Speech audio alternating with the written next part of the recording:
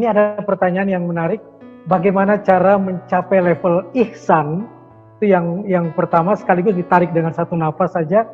Bagaimana cara untuk mendapatkan hati dan jiwa yang ikhlas, sepenuh-penuhnya ikhlas? Yang ketika baca bukunya Buya Sakur ini ada jawaban itu. Silakan Buya. Iya, dalam ikhlas ini nanti pada kesimpulannya ada dua.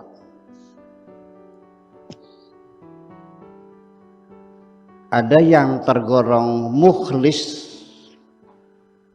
dan tergolong mukhlas.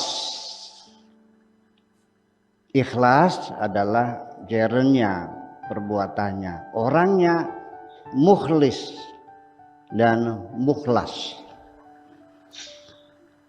Kalau orang yang sudah sampai tingkatan mukhlas, itu artinya dalam bentuk isim maf'ul, ya, artinya yang sudah disestempel permanen oleh Tuhan, orang yang sudah ikhlas.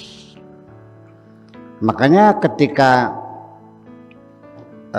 iblis itu diusir dari sorga dan dia mengancam manusia dengan mengatakan qala fa bi'izzatika la ughwiyannahum ajma'in, semua manusia akan aku goda, akan tetapi akan ada manusia yang tidak bisa digoda oleh iblis, illa ibadaka minhumul mukhlasin, yaitu orang-orang yang mukhlas.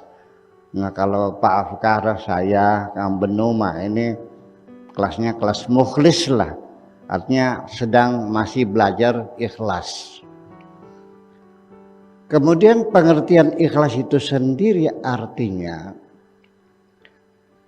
kalau dalam bahasa Indonesia ikhlas itu artinya nggak usah bayar. Ketika Anda punya utang sama saya, dan kemudian nggak bayar-bayar, saya katakan udah lah, nggak usah bayar, sudah saya ikhlaskan. Artinya mananya sudah tidak bayar. Itu ikhlas Indonesia. Tapi ikhlas dalam bahasa Arab yang arti makna letterleknya adalah murni,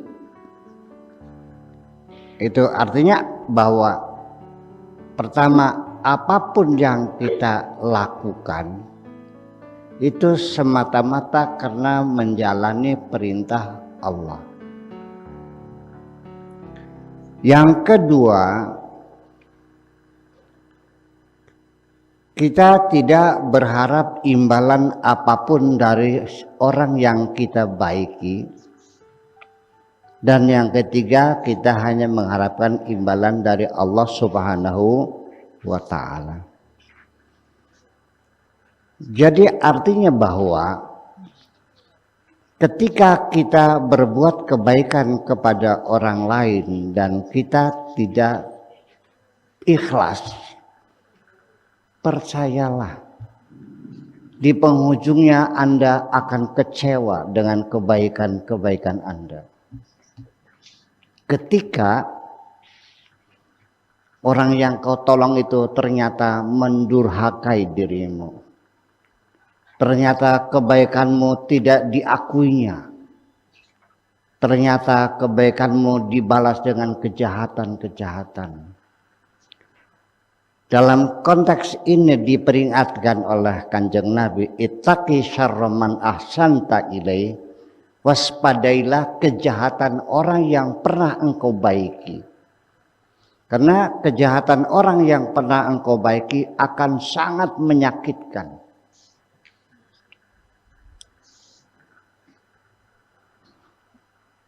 Pak Afkar punya anak dan anaknya melawan. Sakit hati enggak? Kalau yang lawan anaknya orang lain,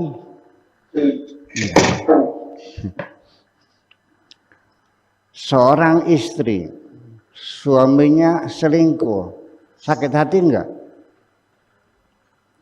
Kalau yang selingkuh suami orang lain, kenapa? Karena Anda merasa telah berbuat baik. Kenapa Anda tidak sakit hati? Karena Anda tidak pernah berbuat baik. Jangan-jangan kalau begitu,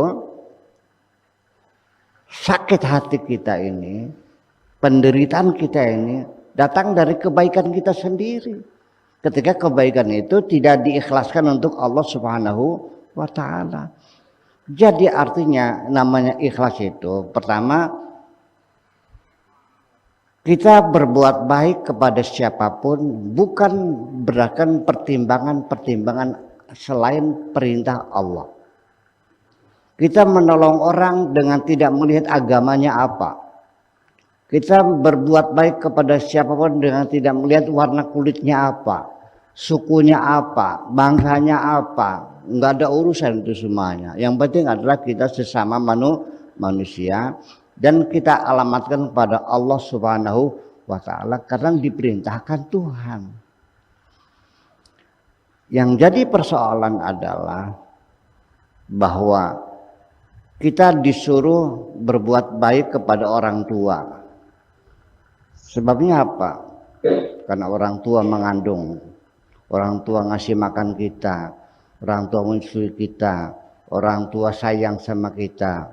Kalau itu dasar pertimbangannya, saya mau bertanya, kalau orang tua mau tidak sayang, hormat ke sama orang tua? Jadi perintah is perintah.